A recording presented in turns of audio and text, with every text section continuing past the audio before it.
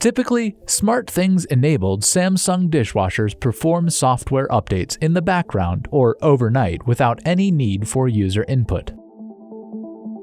Simply connect your dishwasher to SmartThings, and updates will be all set up.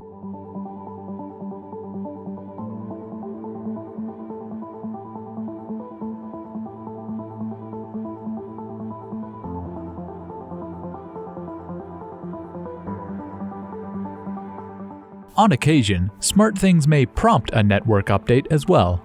You can expect to wait at least an hour after connecting for the first update to prompt. Always keep the software up to date to make sure your dishwasher is functioning at its best. Just follow the prompts in SmartThings to start the download.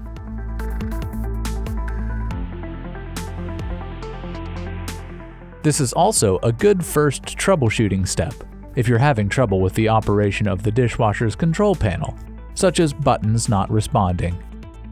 With all of the connected features of your SmartThings-enabled dishwasher, you can rest easy knowing that you always have the latest and greatest software at your fingertips.